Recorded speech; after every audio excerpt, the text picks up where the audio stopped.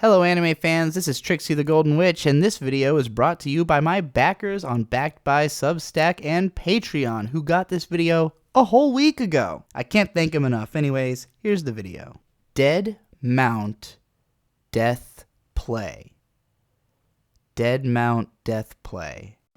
Dead Mount Death Play is the real name of a TV show that had probably millions of dollars spent on making it exist. I couldn't possibly explain to you what Dead Mount Death Play is about. It's got 1 million characters. Half of them haven't really been explained by the end of the second half of the first season. It's 24 episodes so far. And it's almost impossible to tell where the story is going or to convince yourself that the original manga's author is not just making shit up as he goes and not trying obsessively to make it all make sense. Narita Ryogo has been one of the most influential light novel authors on, well, me, and surely plenty of other writers like me, mostly by way of anime adaptations of his work directed by Omori Takahiro. If you haven't heard of them, Baccano, which is a word that means nonsense in Italian, is an ensemble story in the style of a Guy Ritchie or a Quentin Tarantino film that bounces around different characters' perspectives and across a broad timeline of events, telling a violent tale of immortal gangsters living in New York and fighting on a transcontinental train.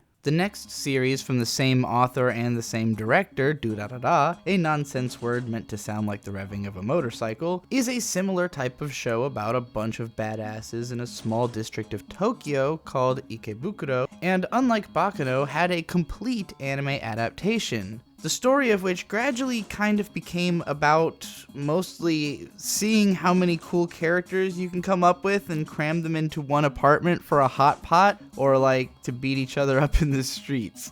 I always had the sense that Narita Ryogo started writing his stories by listing out all the things that he thinks are cool, and then he builds characters and stories out of incorporating as many of those traits as possible. At the very least, that's what I did back in high school when I came up with my own light novel universe heavily inspired by his. You've got this girl who's got an eye patch and glasses, and she's got burns all over her body, and she gets turned on by explosions, and her name is Nice Holy Stone. Or Nice Holy Stone? I don't know. This guy, Simon, is a black Russian sushi chef with mob ties who speaks broken Japanese and represents the moral center of the story he's in. So Dead Mount Death Play is a manga series that's been written by Narita and illustrated by Fujimoto Shinta, who also worked with Narita on the 2015 manga version of Baccano. And this story takes the ethos of mashing cool ideas into characters and plot lines to the extreme. The main character, whose name is literally Corpse God, is a necromancer from another world who starts the series as a gigantic skeleton monster, but gets isekai'd into our world and takes over the body of this rich kid who just got assassinated in modern day Japan and has to fight against the girl that just killed him, kills her and turns her into a zombie, opens up a psychic business with her in this haunted building. He turns her into a vampire later also.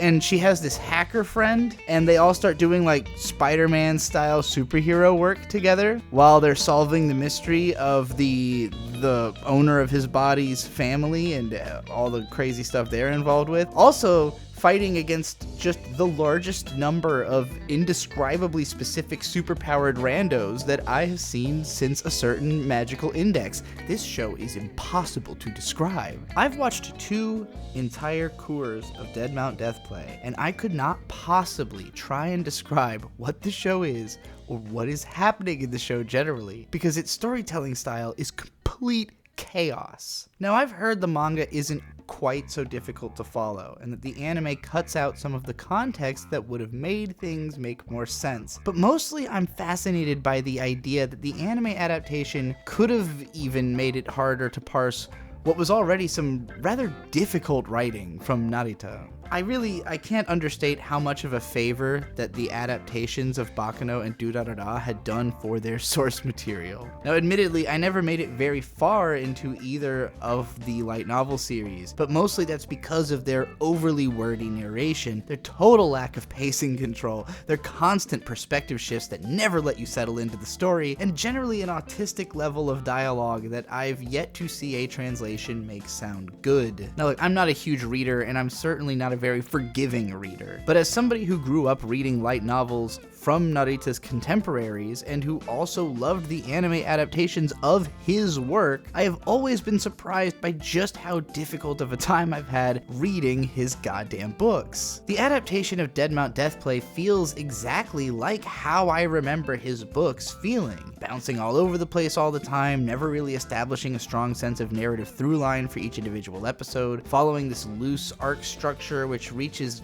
little resolutions here and there, but always feels like it's mostly building up to stuff for later that you're never really sure is even gonna pay off. Durarara had started feeling more like this in its later seasons, and I think a lot of that has to do with how the first seasons of Baccano and Durarara had heavily reordered the source material to give it more dramatic coherence on an episode by episode and season by season basis. The Baccano anime, for instance, straight up adapted the first 4 whole books at the same time, with all of their stories reaching conclusions together in the final episodes, and it somehow managed to feel more coherent and thematically focused than any of those books did originally. In the case of Durarara, events were shuffled so as to tell individual stories of characters in single episodes during the first part of the first season, and then the order of events became more sporadic as we got into later seasons. Even still, that show tended to at least tell the entire story of a single scene without feeling the need to cut away somewhere in the middle of the scene over and over, whereas there are single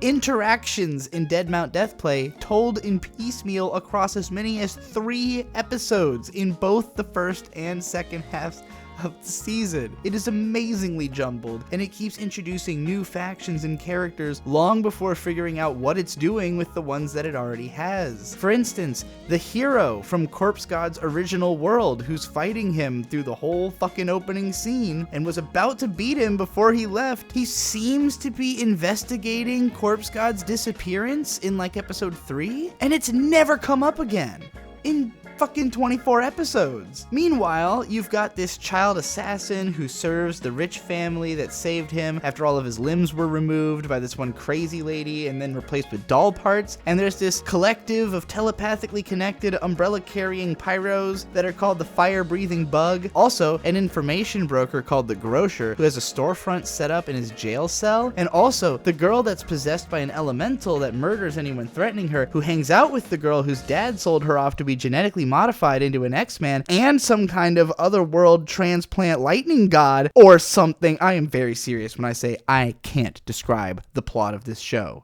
There is too much to wrap one's head around. One character that stands out to me especially is Phantom Solitaire, who represents the kind of soul of Deadmount Deathplay, and speaks with what can only be the author's mouth in an outpouring of aphorisms like an autistic Oscar Wilde, a more autistic Oscar Wilde. He reminds me a lot of Rail Tracer from Baccano, who had thought that he was God and was basically proven right by the author, who kept letting him get away with anything he was trying to do. And also reminds me of Izaya from Durarara, who is definitively the bad guy, but also the most motivated character in the show, in that his goal is to create chaos and to be allowed into Valhalla, and that drives the bulk of the show's action. Each of those characters kind of talks about the mentality from which Narita is approaching writing the story, but with a slightly different sensibility. In Baccano, a story nearly defined by its lack of a main character, Rail Tracer was the guy who stood up and said, "No, it's me.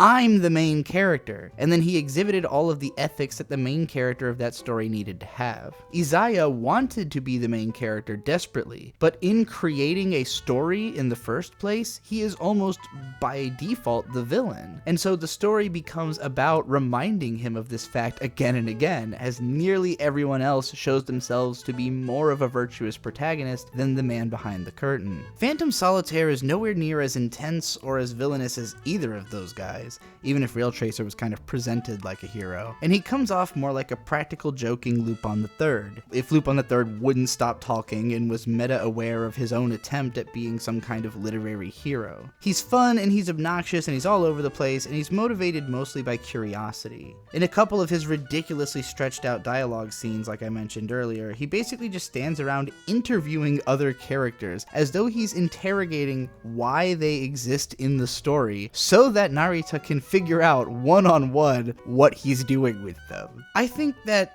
Phantom Solitaire is enough of a character in the story that he might not even read as much of an author insert to people who aren't more familiar with the mentality from which Narita seems to approach writing, or who never themselves have mentally interrogated the characters of their own story to figure out what they're doing with them. But to me, this just feels like Narita put himself in and started talking to the characters. I can't really recommend Dead Mount Deathplay to anyone because it's kinda bad and confusing and janky and stupid. But I also don't think I would need to recommend it to you, because if you would enjoy this show, you can tell just by hearing about it. You already know. You know you're gonna like this. Even though my partner Bird and I, when we first watched the first 3 episodes of this show, we were so offended by how bad it was that it inspired us to start this entire channel and the We Watch Anime podcast just to talk about how bad that was and then how good Jigoku Raku or Hell's Paradise was, which we watched right afterwards, and compare them. Even in spite of that, the show kind of won us over the course of its 2 seasons because it just got so wacky and so ridiculous. I couldn't help but love some of its ideas, and there's moments that actually pop. I don't think it's good, but I don't regret watching it either. So let me know what you think about each of Ryogo Narita's adapted works in the comments below, and never forget, anime forever.